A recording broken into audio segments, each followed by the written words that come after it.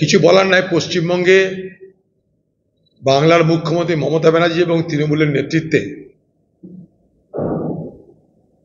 এই বাংলার জনসমাজের দুটো বিভাজন, যেখানে একদিকে দেখতে পাই আমরা অত্যাচারী, আরেকদিকে দেখতে পাই অত্যাচারিতের দল। পশ্চিমবঙ্গের আজকে তৃণমূল সরকারের যিনি মুখ্যমন্ত্রী আছেন, তিনি যদি স্পষ্ট নির্দেশ দিতেন তার দলের গুন্ডা মস্তানদের, অত্যাচারীদের, হারমাদদের যে বাংলার মানুষের উপরে অত্যাচার করা চলবে না, তাহলে আজ চোপড়ার এই দৃশ্য আমাদের দেখতে হতো না। তৃণমূলের পার্টির যারা অত্যাচারীর ভূমিকা পালন করছে তারা সম্পূর্ণভাবে মদত পায়, প্রশ্রয় পায় পশ্চিমবঙ্গের তৃণমূল পার্টি এবং তার নেত্রীর কাছ থেকে। প্রতিহিংসা পরায়ণ একজন মুখ্যমন্ত্রী সারা বাংলায় এত ভালো ফল করবার পরেও তার তৃপ্তি হচ্ছে না, তার অতৃপ্তি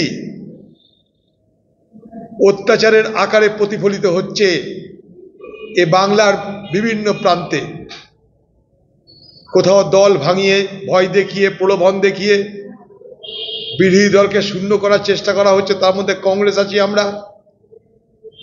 পাশাপাশি যেখানে ভোট কম বেশি হয়েছে তার হিসাবে সেখানটায় অত্যাচারের মাত্রাও কম বেশি হচ্ছে। অর্থাৎ আপনি কতটা সুরক্ষিত থাকবেন আগামী দিনে এ বাংলায় তা নির্ভর করছে পশ্চিমবঙ্গের তৃণমূল পার্টি কোথায় কতটা ভোট পেয়েছে তার উপর। এ দুর্বিষহ এবং দুঃসহ বাংলাকে দেখতে হবে যতদিন পশ্চিমবঙ্গের ক্ষমতায় তৃণমূল নামক এই রাজনৈতিক দল থাকবে। চোপড়াকাণ্ডের নিচি পুলিশের ভূমিকায় নিয়ে প্রশ্ন তুলে নতুন বিতর্ক বিধায়কের, সমাজকে খারাপ করছিল, তার জন্য সালিশি বসেছিল।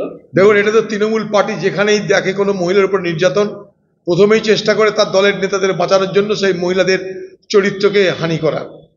একটা মহিলা চরিত্রহীন কি চরিত্রবান সেটা দেখার দায়িত্ব একটা রাজনৈতিক দলের নয়।